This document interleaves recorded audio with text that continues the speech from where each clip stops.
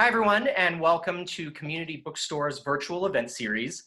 My name is Hal Levinka, and I'm the event director at the bookstore, and I'm so pleased today to be welcoming Moyra Davey for the launch of her new essay collection, Index Cards, in conversation with Maggie Nelson.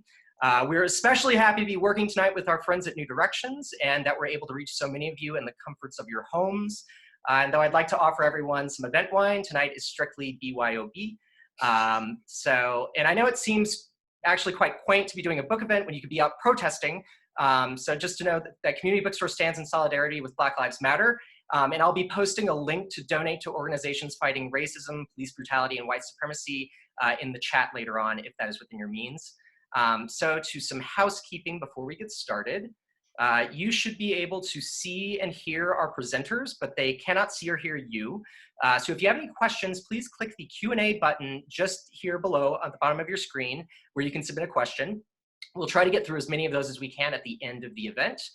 There's also a chat here below too, where I'll be posting a link tonight to buy tonight's book, as well as that aforementioned link to donate to Black Lives Matter causes. A caveat for tonight's event and for all virtual events, we are at the mercy of our home internet connections and server loads, so please bear with any technical issues that might arise during the program. We'll try to solve those quickly. And finally, we're adding more virtual programming every week. Tomorrow, our NYRB Classics series continues with editor Edwin Frank, joined by translator Padma Viswanathan for a talk on Graciliano Ramos's novel Sao Bernardo. And then next Thursday, June 25th, we're excited to have Otessa Moshfegh for the launch of her new novel, Death in Her Hands, with our partners at Murmur. You can find out more and register for these programs through our website, where you'll also be able to join our newsletter if you'd like, and you can stay up to date with all the virtual programming we have coming up in the summer and fall. So now a little about our authors, and I will get out of the way. Moyra Davey is a New York-based artist whose work comprises the fields of photography, film, and writing. She has produced several works of film, most recently I Confess, which will premiere in North America at the Museum of Modern Art. She is the author of Burn the Diaries, The Problem of Reading, and is the editor of Mother Reader, Essential Writings on Motherhood. Her work is held in major public collections, including the Museum of Modern Art and the Metropolitan Museum of Art in New York and the Tate Modern in London. She is a 2020 recipient of the John S. Guggenheim Memorial Foundation Fellowship. And genre-defying writer and 2016 MacArthur Fellow Maggie Nelson works at the nexus of memoir, theory, poetry, and autobiography. She is the author of the New York Times bestselling book, The Argonauts, which won the 2016 National Book Critics Circle Award, and 8 other books, including The Art of Cruelty, A Reckoning, Bluets, The Red Parts, Autobiography of a Trial, and Jane, a Murder. So Moira and Maggie, the stage is yours. Thank you. Well, Moira's going to read for a minute, everybody, to start. But I just want to say, Moira, I'm so honored to do this with you. It's like, I've been looking forward to it for so long, and it's just been, in all of this madness, such a bright spot to have your book and to look forward to this. So I'm thrilled to be here. Thank you for asking me. Thank you, Maggie. The honor is all mine, truly. Thank you so much for being I have so many questions about both what's in the book and also just how the whole book came about. But I think that Moira's going to start us off with reading just for a few minutes, and then we will talk. And after I pepper her with a few questions, then I will brave the Q&A function, and we will take some questions from you guys listening. So, Moira. All right. So I'm going to read just a couple of pages. It's from a talk that I wrote actually for it was a conference in Chicago called Photography as Model, organized by George Baker. And it was a few years ago. I have the dates here. I should have checked 2012 already.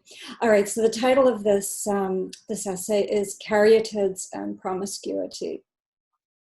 A few years ago, I set out to channel the sometimes troubled, sometimes ecstatic histories of Mary Wollstonecraft and her daughters as a means to talk about episodes from my own errant youth in the company of 5 sisters.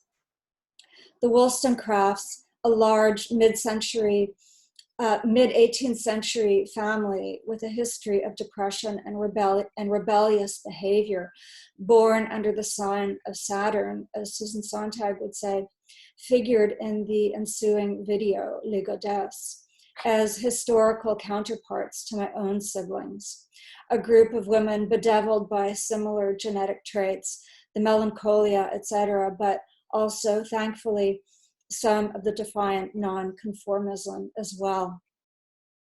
But in a development I did not anticipate, the content of the video soon shifted to encompass a narrative about photography.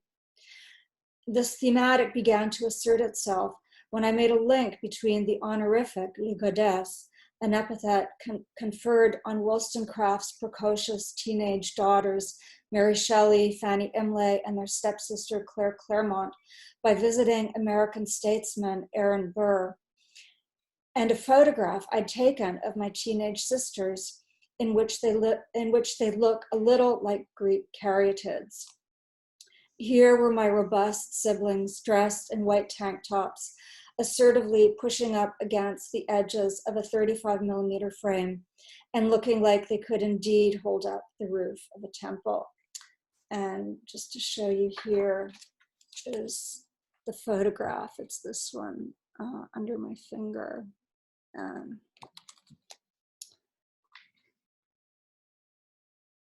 It might seem improbable, but sparked by this image, I immediately connected my sisters to the Wollstonecraft daughters who at around the same age, ran off to Europe to live exactly as they pleased in headstrong defiance of the cultural mores of their time. I should also mention that in addition to this caryatid image, there were a whole series of slightly engineered coincidences of birth and marriage dates and given names that suggested a device for linking the two histories set almost exactly 200 years apart. I already had a script, but as I began to perform it for the camera, the narrative about picture taking became more and more insistent. I began to reflect on the ebb and flow of photography in my life, my early unschooled passion for the medium, and the subsequent shocks that gave pause and made me vastly more cautious about the kinds of pictures I'd take. In particular, a prohibition I'd developed starting in the mid-1980s against taking pictures of people. The reminder was occasioned by George Baker quoting Walter Benjamin, who said, quote, "To do without people is for photography the most impossible of renunciations," unquote. I couldn't stop thinking about the truth of this statement, something I know firsthand from the pleasure I take in looking at pictures of people, from Nadar to Louis Hahn to Robert Frank to Francesca Woodman to Zoe Strauss, to name a tiny few. Strauss, a young queer autodidact, has been photographing her community of friends and cohorts for 10 years and displaying the results under the vast columned space of the I-95 overpass in downtown Philly. A monograph of this work titled 10 Years includes a personal text by Strauss, a jagged, passionate outpouring about her working method, along with an essay by photo historian Sally Stein. I knew Sally, a Marxist feminist scholar, over 25 years ago in San Diego, and could not imagine her championing Zoe Strauss's Mean Streets back then, when the correct critical model was Martha Rossler's Bowery series. But Stein has written a very funny and utterly sanguine appreciation of Strauss's work, a telling indicator that the old ethos around representation has been radically upended. The erasure of the human figure from my own photographs had, over the years, become more or less a fait accompli. Newsstand vendors poke their heads out of their kiosks in a few shots from a series I made in New York City in 1994. But other than that, the focus of my work of the last 25 years has been on the inanimate, from money to books to cemeteries to the general squalor of the domestic scene, till eventually I found myself on hands and knees with a camera aimed at the dust under my bed. Was that about 5 minutes? I'm muting myself. Sure, that's fine. I could listen to you read the whole, I was like thinking you might even read the whole thing, but it's great. It's great. It's great to start us off. And are you good, Moira? Is that good? Sure, I can read a bit more, but I'm very easy. It's whatever Okay. whatever makes sense Well, for you guys. I mean, we can just set off talking. I mean, I guess, I don't know, there's so much I want to ask you, maybe just on the most basic level, just because I don't know, because this beautiful thing came to my house and it came, you know, it beautifully has no like introduction or no kind of prefatory material except for saying edited, you know, that it has an editor's name.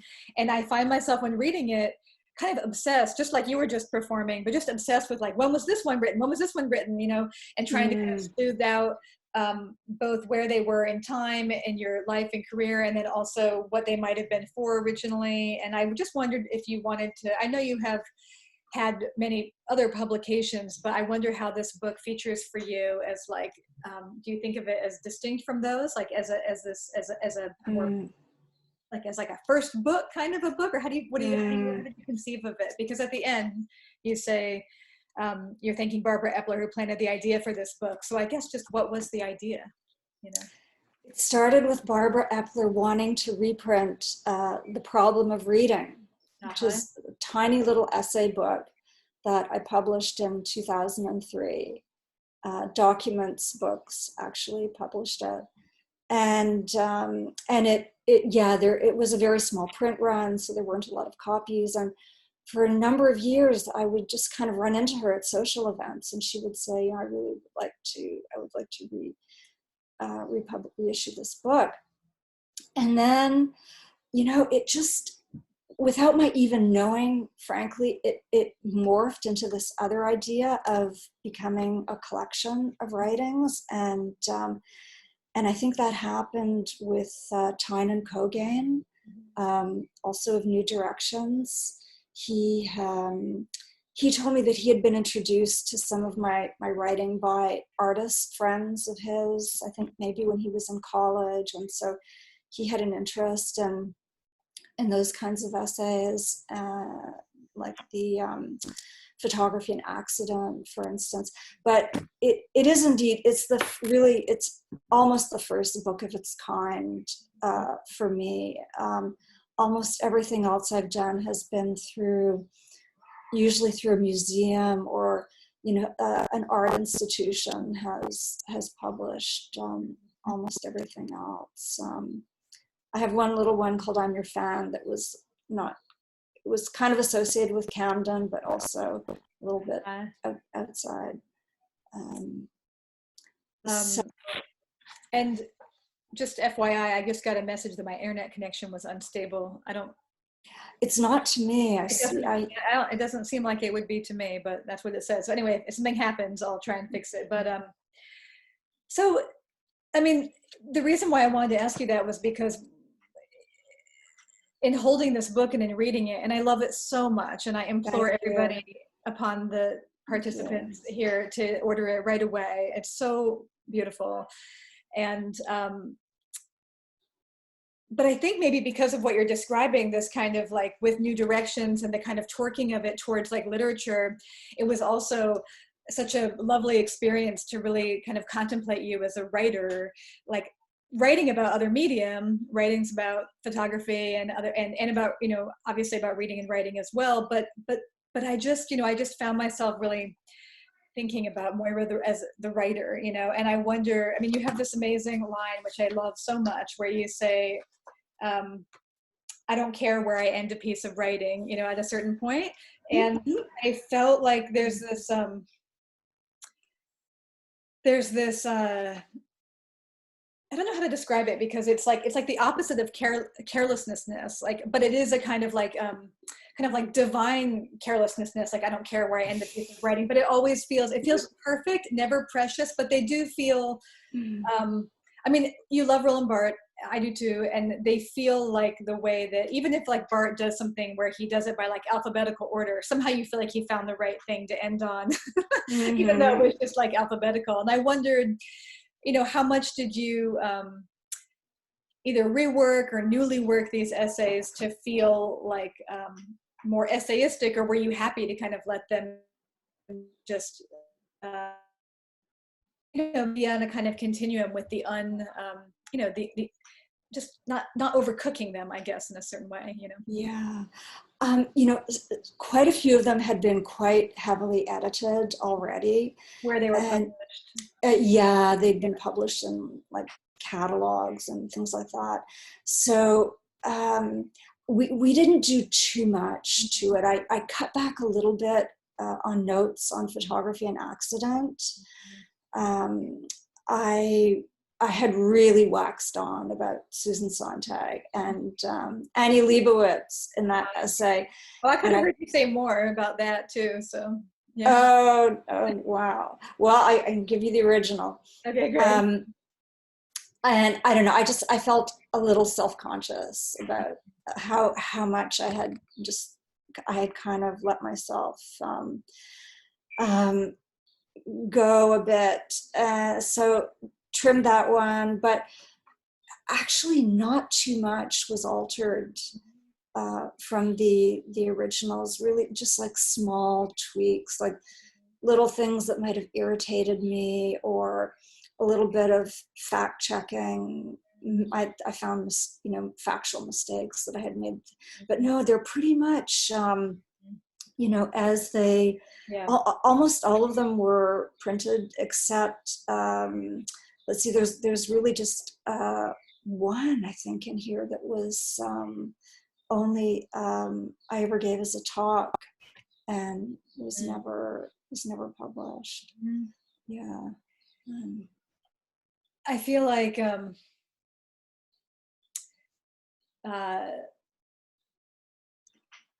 invariably now, I mean, reading this book now and the opening part talking about 9/11 and talking about, and I felt so ashamed because like I'd written this thing right after when COVID hit that was about Natalia Ginsburg, and then I was like, oh my God, like so has everybody else turned into Natalia Ginsburg, including Moira, and including, in these kind of moments, I mean, which is understandable, but it was just, I mean, I feel a lot of kinship with your writing and the figures that you're attracted to. And that was like a kind of weird scaffolding of kinship, but it also really made me think about, reading this book right now, and beginning with this kind of meditation on reading and writing in varying forms of history, from crisis to just respite or whatever things are. And I thought, I was really interested in, I mean, obviously I'm interested in your discoursing about reading, but I was just wanting to ask you about like reading right now, and how so many people that I'm talking to are having very differing experiences of reading. A lot of people saying they can't concentrate on anything at all.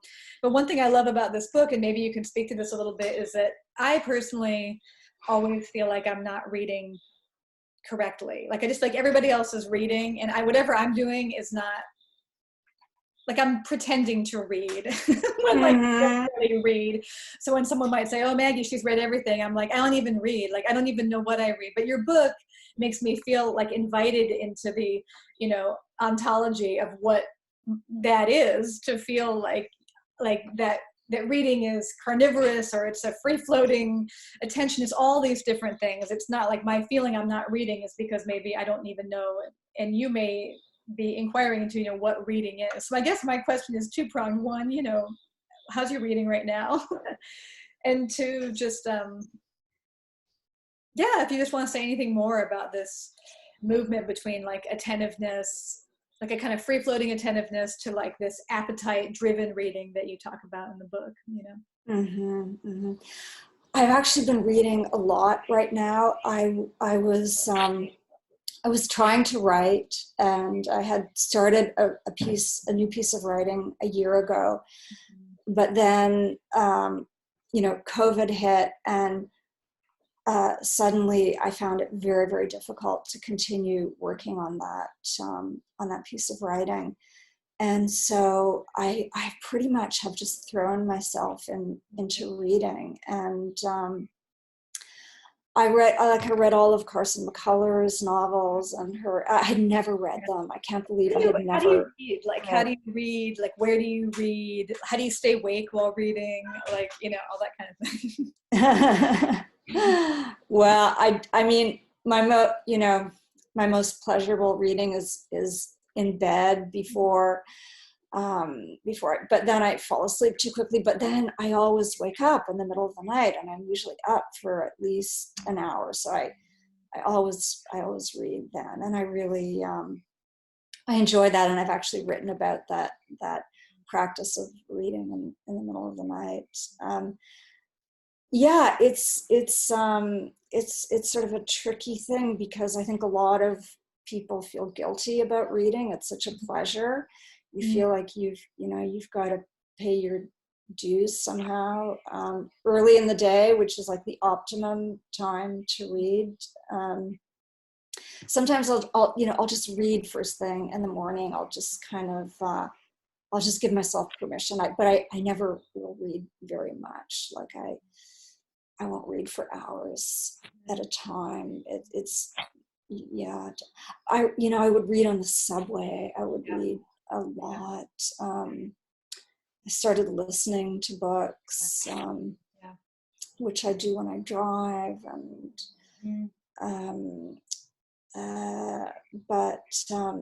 now I'm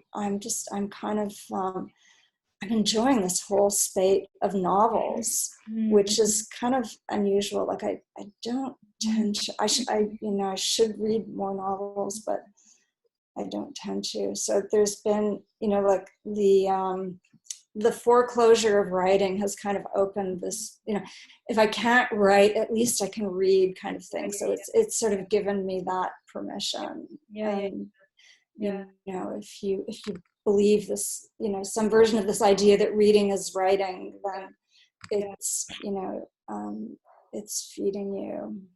I mean, I think your book you have one part where you explicitly say like, oh, I thought I was talking about reading, but really I think I'm talking about writing. I love the way that you perform quite often the slippage between the two, because even though like I don't feel like I'm reading, say right now, like if I'm working on writing, of course you're reading, I mean, it's like it's all a kind of flow. But I think that there's something about there's something about the way that you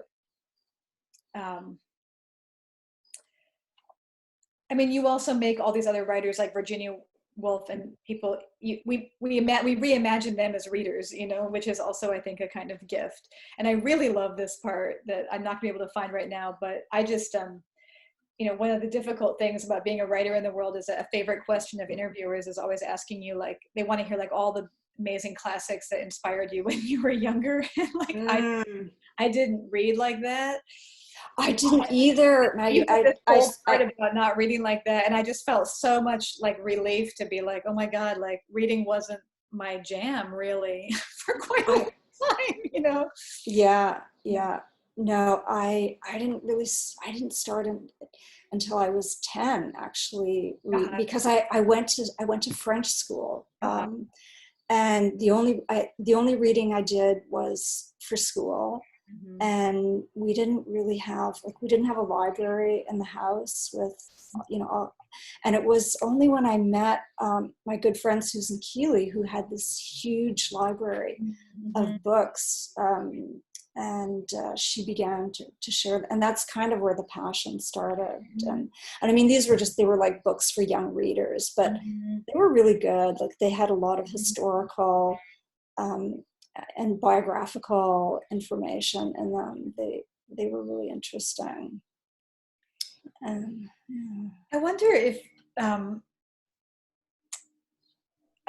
you and I did a conversation for, I don't know what it was, Art Forum? Bomb. It was Bomb. No, was it Bomb? I thought who knows? I thought, okay. Oh, yes, no, you're right. Yes, we did for Art Forum, yes. Yeah, I think maybe it moved publishers. I can't remember. But anyway, it was really fun. But I remember when we were having that conversation, we got into talking about Karl Ove Knausgaard and shame and different issues about like shame in writing. I thought that was really interesting. And I thought it was really interesting in reading this book, whereby it was like, it felt a little bit like, instead of the kind of shame, like Sylvan Tompkins, a psychologist, has like the dyad is like, like shame and excitement. And I kind of felt like instead of that dyad operating, I often felt in here like, I was very interested in when you were writing about superstition and writing, and about superstition, about what you wrote down. And I felt like instead of being maybe like afraid of something abject or something, like with Knausgaard, we were talking about this big shit that he takes in the hotel, and you're being really excited about him writing about that. But I felt like in this book, like reading the whole thing through, then reading it through again, I was like, it really felt like the fulcrum was somewhere else. Like it really felt like it was about, like I say, kind of almost like superstition, like about not so much like if I write it down will I expose myself, but if I write it down will it come into being, you know. And I feel that a lot with writing, and I often feel like I stop, you know, you can kind of make it seem like you've gone there, but you know the thing that you held back out of just some dire superstition. And I just wonder if that's a common feeling for you, or if it's something that just flips through from time to time. You know? The feeling that you've gone there, but you held back? No, I guess more just when you, I guess like there's a part where you say,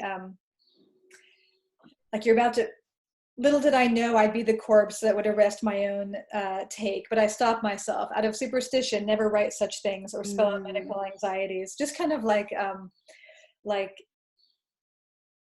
yeah, just the feeling that there are certain things. I mean, what's ironic is that, of course, you do say whatever it is, and then you keep going. Yeah. But yeah, that kind of feeling.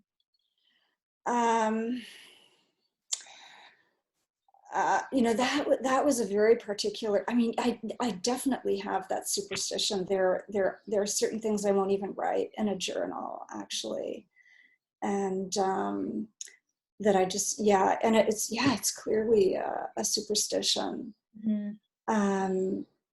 But I mean, the thing that I've been writing that I really shouldn't talk about at all, but like shame does come up again.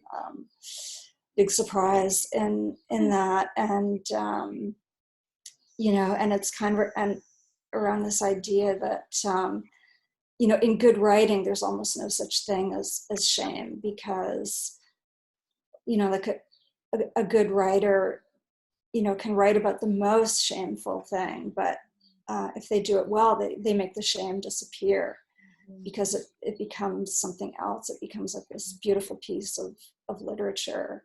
And yeah, so in the right hands, I think, you know, shame can, and of course that's what Isaac Denison said, you know, something, you know, a version of that, like all sorrows can be born if you put them into a story or tell a story about them, that kind of thing. So yeah, it's an ongoing, you know, thought process for me. And I just honestly, more and more, I think it's like, it's Catholic. It's, I mean, I've always known that about myself, but it seems like the older I get, the more entrenched is that feeling that so much of it is just, you know, rooted in Catholicism. In a way that do you value it at all, or do you only think of it as an impediment? I mean, I think I've managed to, you know, like use it, you know, like whatever the, you know, the oyster does to the bit of sand or whatever the metaphor is. But congeal crust around it till it comes out a pearl. I'm not saying that I write pearls, but who can say, Maggie? It's like, I would be a different person if it weren't for the kind of upbringing that I had. And so I guess I have to value it on some level, because it's given me, you know, I've gotten gratification out of being an artist and writing, and a lot of pleasure. And that's something else I want to talk about, which is that you have this amazing line where you quote, I'm trying to think of, let's see where it is, but where you quote, it says, I think of Janet Malcolm apropos of Edward Weston. One gets the impression he didn't enjoy himself very much. What artist does? And I think, you know, you have a thing running through the whole book about I love it because it's not really about an artist being like the suffering artist, like suffering for your art and having all that, but it's really more just about like non-enjoyment, you know, Mm-hmm. and what non-enjoyment feels like. And I found that very liberating, only in that you know, there's this, I mean, my partner and I go back and forth about this every day because, you know, we'll be like, I'm not getting time to do the thing I love. And it's like, and then we'll be like, well, it looks like when you're doing the thing you love, you're pretty cranky. Like, I don't see you living in like land of bliss when you get back from studio. I hear you like angry that the plastic, you know, didn't congeal correctly, or I'm angry because I didn't get as much writing done as I wanted to in like the 2.4 seconds that I have to get writing done these days or whatever. But there's like I mean, you know, and you can make it sound good with the, I don't know if it's Martha Graham or whatever, saying like the artist is full of a divine dissatisfaction, you know, but it doesn't always feel good, you know. And there's a lot of allowance for that in your work. I wonder if you have more thoughts on this subject. Yeah, I mean, it's kind of, it's always fascinated me. And, you know, in the way like Chekhov, you know, says that like, if you have only one life to live, why would you spend it writing? Why, you know, why wouldn't you go fishing? And so it's kind, I guess it's a conundrum, I guess. You know, how does one negotiate that? And because it, you know, at the same time, you know, you can experience incredible highs when you're writing, when you're like totally, you know, absorbed in what you're doing. And yeah, so it's, but when it's going badly, it can be really rough. So it's just, I don't know, it's just like this kind of seesawing all the I mean, time. you also have a seesaw in the book between like you talk about Fassbinder and him describing about art making. What's needed is appetite, and if there is appetite, a story will unearth itself. And then elsewhere, you, I think, quote, I don't know how to say her name. I guess it's Seyrig, right, the actress. Yeah, Delphine Seyrig, yeah. And so, and yeah. she is talking to Chantal Akerman, and she's saying, I think she's saying something like, you have you have to make. Yeah, you have to make. You still have the passion, you know. You're just not an adolescent anymore. But you know, because she says she thinks she'll never feel the euphoria of filmmaking again. But I feel like, you know, this real appetite, make. But you know, your writing and your personhood and your work also has such a you know, equilibrium. I kind of, you know, that it's very, and it's very fascinating to me in that like it seems like you're attracted to, and you may in fact enact to make your own work, this very appetite heavy make state, and that somehow it's rendered with so much grace and suspension, and it's just like this really blessed alchemy. I don't know if you want to speak to that at all, but you know, there was I think maybe starting like in the mid-aughts or whatever, there was a kind of blessed alchemy, because I was writing, I was making video, I was making photographs, and it was all kind of everything was feeding the other thing. And whereas before, like, you know, in my 20s and 30s, I would you know, I would come to these, you know, these impasses all the time, and it would be a real struggle. And actually now, like for the first time, like with, you know, this piece of writing that I'd been doing, suddenly I just, you know, I didn't know what it was. I didn't know what it could be. I didn't know if it could ever be like a script for a film. It was just like complete experiment. And then you know, COVID, and I don't know, like I'd been in the city, and we have this place in the country, and so we left, and I honestly, I felt like a convalescent, because I'd been in the middle of all this like really intense, busy work. I was getting ready for a survey show at the National Gallery in Canada, editing the books. It was like just a kind of at a frantic pace, and suddenly it all just like stopped, like practically overnight. Yeah. And for 2 weeks I just kind of walked around the house, like in a daze. Yeah. And that's pretty much when I just decided I have to read. And how has I'll turn this over in a second to the question box, but so if you have any questions you want to dump in there, people. I see 11, so you can keep going. But yeah, I guess just lastly, so how has it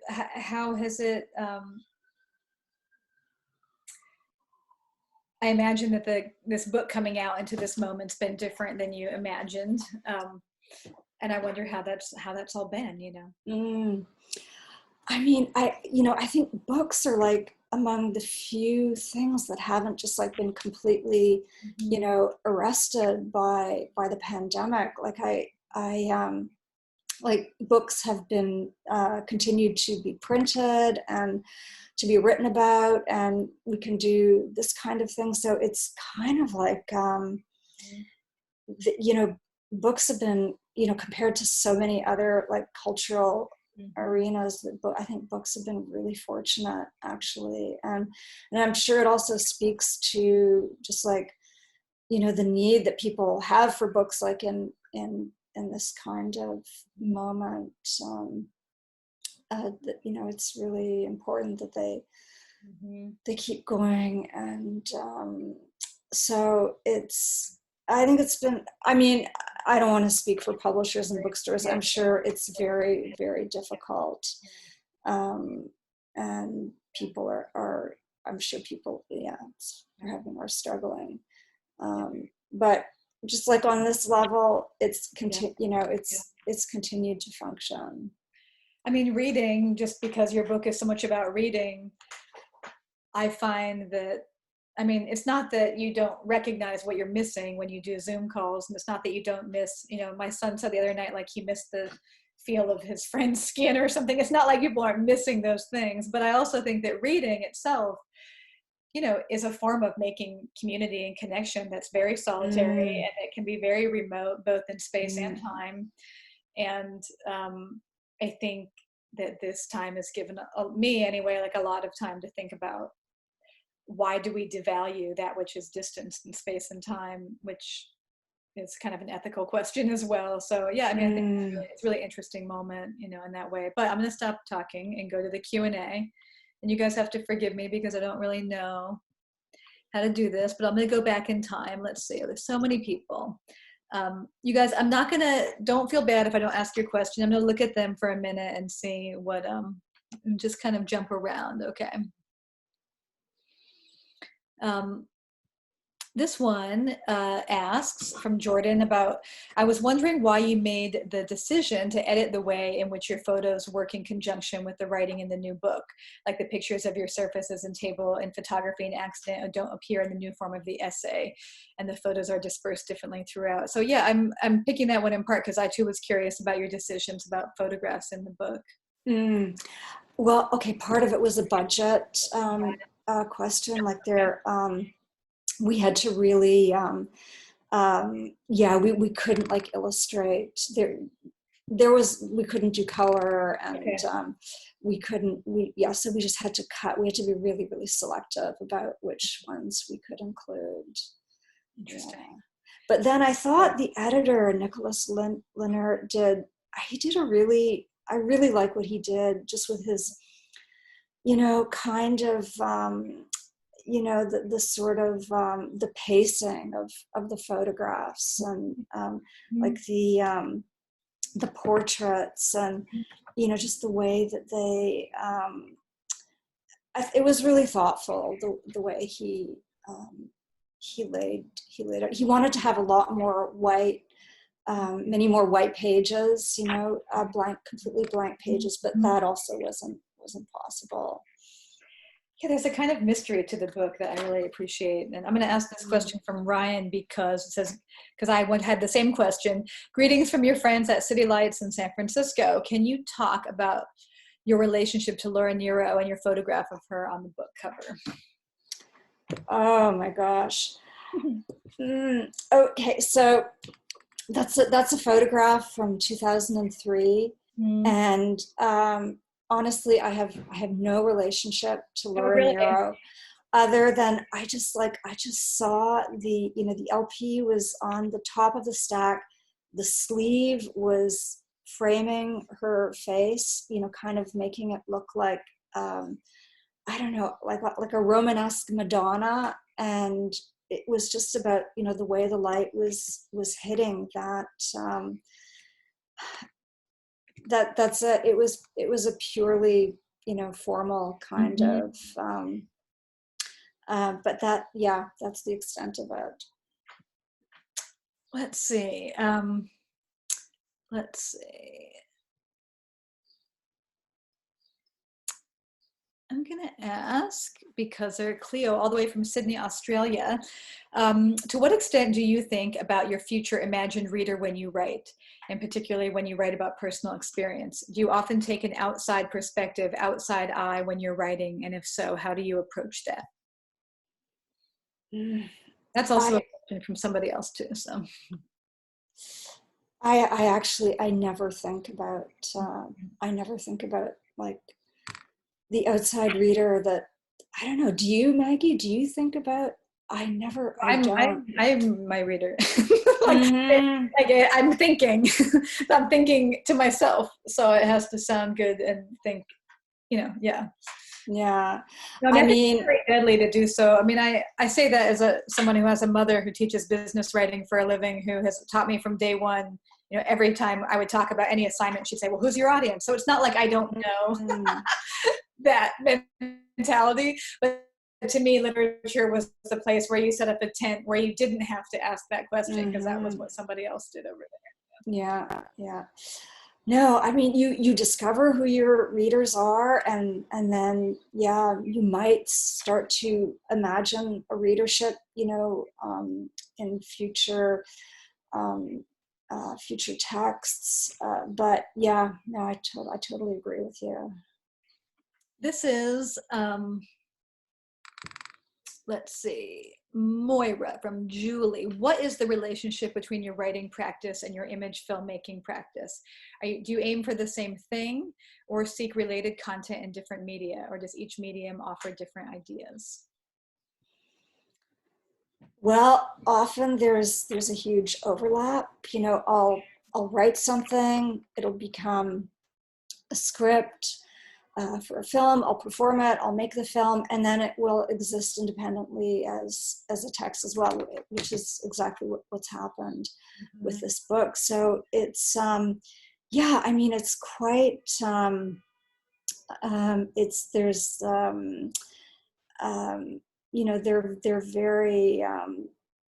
they're very connected and very related to each other. But I also do write quite a bit about filmmaking and video and photography in the essays themselves, like just about what it is that I'm thinking about those mediums now. So in that sense, there's also there's the writing practice and thinking about film and photography are very connected. This person's question is fairly related. It's an anonymous question. How do you prepare yourself in your films? Do you rehearse yourself or have a practice around putting yourself into the frame of the lens? I basically just start performing, and if it's a good if it's a good take, I keep it, and if it's not, I do it again until I get something that I'm happy with. With how much that that you're going to do, like what you're going to, like you're reading a text where what you're going to be doing. Well, I'm listening. I'm listening to, it's like a pre-recorded. So I'm listening to it, and I'm just repeating what I hear. Okay. And All right. Let's see. Following from Cillian, I hope I'm not mispronouncing your name, following what Moira read about the absence of people in her photography, I would love to hear her speak about her own, or about herself rules in her work. Her approach to form is fascinating. Maggie, you cut out a bit there. You said, I would love to hear her speak about her own rules. Yeah, let's see. Sorry, I put the question into a different file. So, oh, yeah, I found it about your self-imposed rules in your work. Yeah. I mean, so yeah, I had all these rules about photographing people and photographing women in particular, and that was especially hard. I mean, that because I had basically started out as a young photographer taking these photographs of my sisters and our friends, and then suddenly I discovered, via Craig Owens and other people that was wrong. That, like, I read Craig Owens' essay, and I kind of had a terrible shock. And it just progressed from there with everything else that I read, like John Berger and Martha Rossler, and I went to graduate school, and so that's like the Laura Mulvey, of course, and so that like the self-imposed prohibition has its roots in all of those the kind of education, what ideas I was exposed to, and now it's changed somewhat. I have been taking portraits of my son and his friends, and there's a little, I don't know, it's not exactly a rule, but I've kind of opened that category up to myself again, partly because it reconnects to, the very first photographs that I made of my sisters and their friends. And it was a way of connecting to my son, actually, who had been quite secretive as a teenager, and really kept to himself, really played his cards close to his chest. But at a certain point, he started taking photo classes, and so we had that in common. And I was photographing him and his friends with a 4x5 camera, which is really difficult to use. And he would assist me. He was really good at it. So it was kind of like this bonding, kind of a bonding experience, like, getting to know him and getting to know his friends. And there was something very, very sweet about it. And sorry, what? Was this recent that you were doing? Yeah. It's recent, and it's kind of ongoing, and it's on the back burner now, but it's potentially ongoing.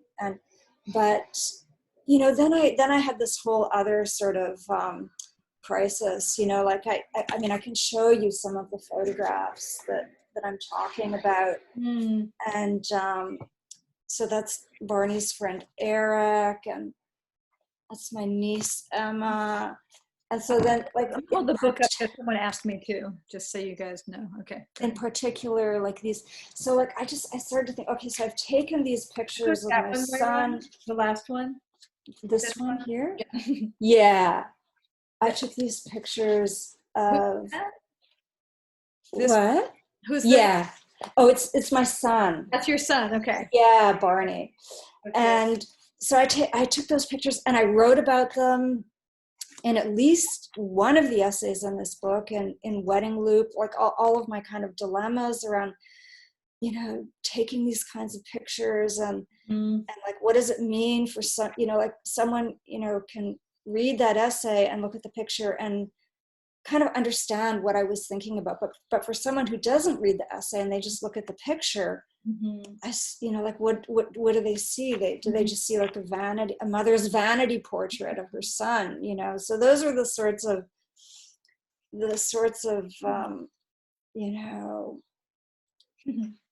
things I started to wonder about. And that's always been the case with photography, right? Walter Benjamin said it, photographs need words, or they just, not every photograph, obviously, but many photographs need words to anchor them. I'm going to try and condense two questions together from the questions because they seem related. One is, hi Moira, from Denise at Mass MoCA. Your work is so much about attention. How do you sustain attention, close looking and reading, in a world that tugs at us constantly? I agree. And then someone anonymous asks 1 minute later, how do you relate to Instagram and Snapchat and younger audiences that expect curated and polished work and cringe at dust and errors? Probably cringing at dust, they won't go for your work. But yeah, but putting those things together, maybe about attention and about social media and stuff like that. Yeah. I've found like attention now is just, it's dastardly. It is so difficult. And the only way to command attention is like you need more discipline than ever, I think. And because everybody knows like the phones they're drugs, and we become addicted to them, and they're just constantly they're like these little pleasure machines and feedback machines and whatever. And so I do enjoy Instagram, but I have to take breaks from it sometimes, because it can become a bit obsessive, I think. This says, and maybe this is, let's see what time it is. This is either the last question, or if you have a burning one, send it out. But hi Moira from Francis, thanks to both of you for this talk. Has being required to be at home for shelter in place changed your rhythm of working from home? Have your observations of animals and bears while in the country infiltrated your work and imagination? Yeah, they're all on Instagram, and they might very well make an appearance in some future work. The thought has definitely crossed my mind, and like in terms of my habits, and I'm like one of those people for whom like not that much has changed, because I don't have a small child. I've always like had a workspace at home, or just like worked in the entire home space. And I don't have a separate studio that I go to. So it's that's been just like another strange thing about it, about the pandemic. I think like it affects us all in different ways. And I'm one of like the really fortunate ones who I haven't had my life disrupted terribly. Or maybe I'll do this last one because it's so nice, from Terry. I think the magic with both of you is your willingness to take risk. I'm sure that comes at a cost, which makes your work seem so generous. Does it seem worth it?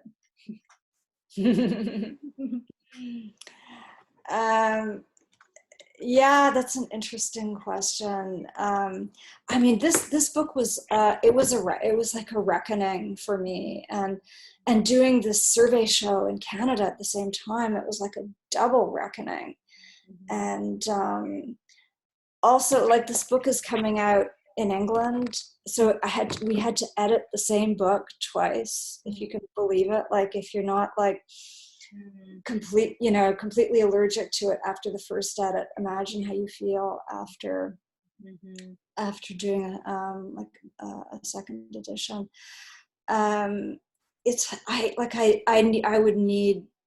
I need some distance on it at this point, I think, to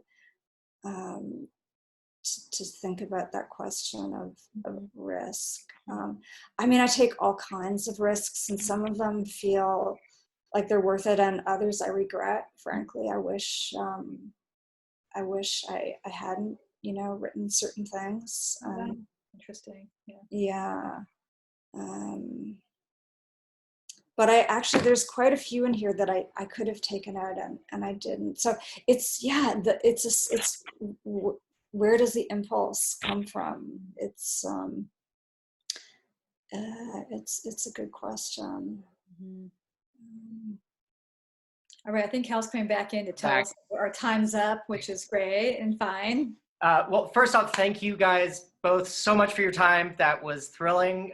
Thank you to our audience for the terrific questions and for all of their time. Again, the book is Index Cards. We will have it for sale on our website. If you just navigate to communitybookstore.net, you can buy it there. And otherwise, we have a lot more of events coming up, so you can check those out on our website too. But again, Moira, Maggie, thank you so much for this. This was absolutely delightful. A highlight in some pretty complicated weeks for us. So, absolutely. You guys get the book. It's so good. Moira, congratulations. Congratulations. Thank you, Maggie. Yes. Thank you, Hal. It was such a pleasure. Yeah. Now you can take a break from it. Take a break from it and get back. Okay. Thank you guys so much. All right. Bye, everybody. Be well. Bye.